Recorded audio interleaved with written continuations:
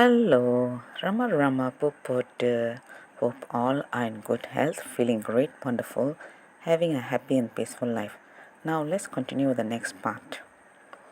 Yet my mental pertinacity is strong enough to override this feeling, and I address a further question on the matter to him.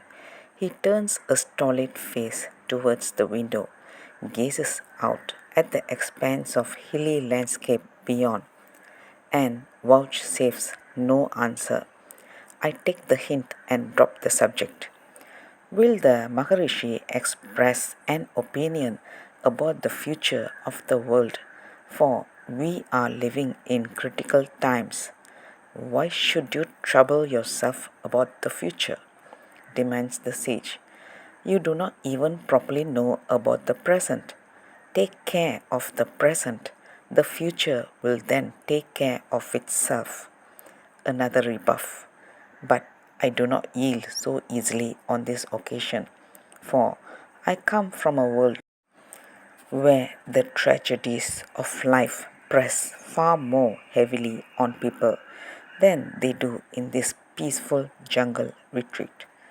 Will the world soon enter a new era of friendliness and mutual help, or will it go down into chaos and war? I persist. The Maharishi does not seem at all pleased, but nevertheless he makes a reply. There is one who governs the world, and it is his lookout to look after the world. He who has given life to the world knows how to look after it also. He bears the burden of this world, not you.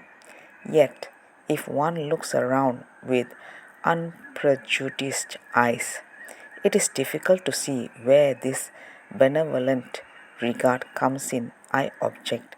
The sage appears to be still less pleased.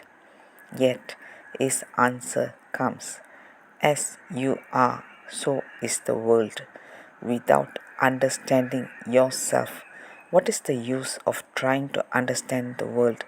This is a question that seekers after truth need not consider. People waste their energies over all such questions. First, find out the truth behind yourself, then you will be in a better position to understand the truth behind the world of which yourself is a part. There is an abrupt pause. An attendant approaches and lights another incense stick. The Maharishi watches the blue smoke curl its way upwards and then picks up his manuscript book. He unfolds his pages and begins to work on it again, thus dismissing me from the field of his attention. The renewed indifference of his plays like cold water upon my self esteem. I sit around for another quarter of an hour, but I can see that he is in no mood to answer my questions. Feeling that our conversation is really at an end, I rise from the tiled floor, place my hands together in farewell, and leave him. I have sent someone to the township with orders to fetch a conveyance, for I wish to inspect the temple. I request him to find a horsed carriage, if there is one in this place, for a bullock cart is picturesque to look at, but hardly as rapid and comfortable as one could wish. I find a two-wheeled pony carriage waiting for me as I enter the courtyard. It possesses no seat, but such an item no longer troubles me. The driver is a fierce-looking fellow with a soiled red turban on his head.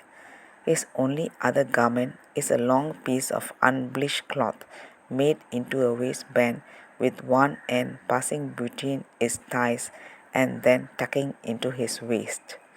A long dusty ride, and then at last the entrance to the great temple with its rising stories of carved reliefs greets us. I leave the carriage and begin a cursory exploration. Let's continue the next chapter. Thank you. Bye bye. Rama Rama Pupotu.